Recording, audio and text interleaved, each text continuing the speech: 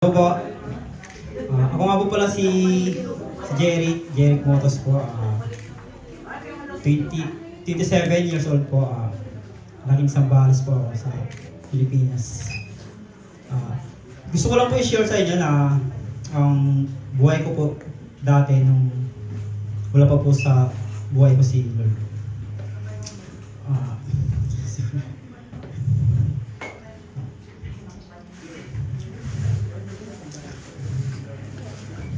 Way back 2025. Ang gulo po ng buhay ko noon.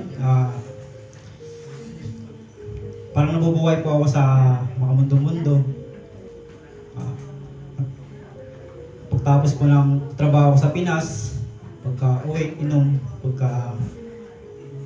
pagka uwi, yosi, ano po ako dati. Parang nabubuhay na lang po ako sa gimmick-gimmick, parang ganun po.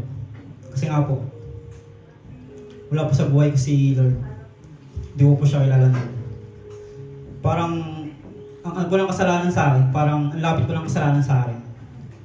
Parang, baliwala lang po kapag nakagawa po ako ng kasalanan sa iba. Minsan nga po sa mahal ko pa. Parang hirap po. Parang, sabi ko, doon na lang po ba talaga buhay ko? Parang, ang bigat po sa pakiramdam kapag nakakagawa po ka ng ganun.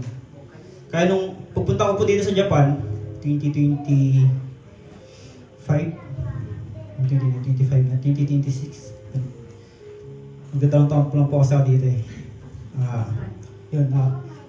May isang tao sa akin na nagsabi sa akin, sabi niya, pre, simba tayo Sunday, dito lang, malapit lang. Mga ilang beses nga po sinabi sa akin nun, tapos mga 2 times po siya tinanggihan. Kasi nga parang ayoko po eh. Pagod po ako sa trabaho, gano'n.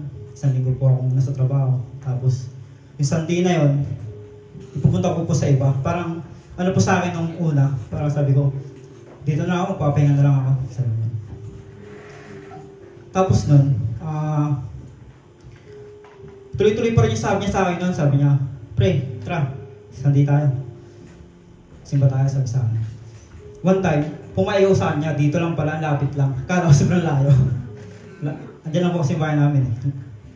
Tapos nun,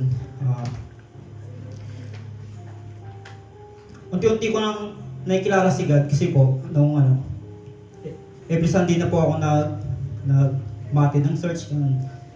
Ganun po pala yung pakiramdam ko pa tuwing Sunday ka pupunta ng search, kahit na sobrang pagod ka, kahit wala kang time, kahit sobrang busy ka.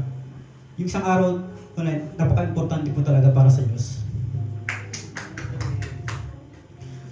Tapos po nun, hanggang sa na-encounter po ako sa dito. Na-encounter ko po ang Diyos, kung paano, ganun.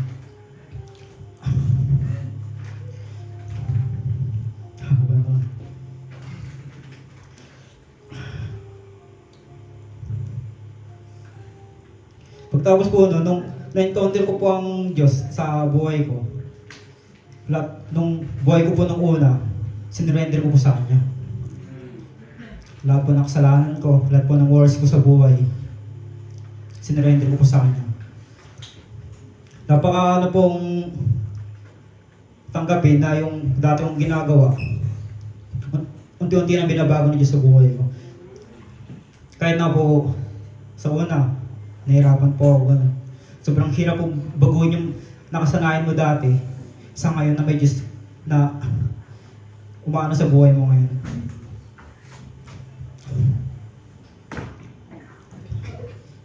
Hanggang sa tuloy-tuloy po ang pang-attend ko ng search every Sunday at unti-unti ko na po nakikilala ng Diyos. At thank you dahil unti-unti na pong binabago ng Diyos ang buhay ko. Kung papipiliin po ako dati, kung babalikan ko pa po yung buhay ko dati sa ngayon, ayaw na po. Tinanggap ko na po ang Diyos sa buhay ko ngayon. Kaya gusto ko tuloy-tuloy na po ito.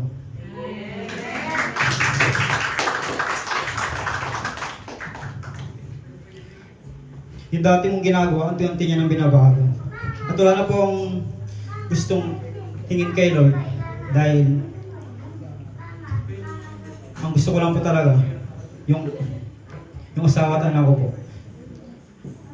papasok po sa Christian. Dahil po, pinaramdam po sa akin ng Lord kung paano niya po ako binago, kung ano po ako ngayon. At saka, ang pagbabago po ay isang proseso. Kaya ipagtitiwala ko na lang po ito sa Diyos. Thank you.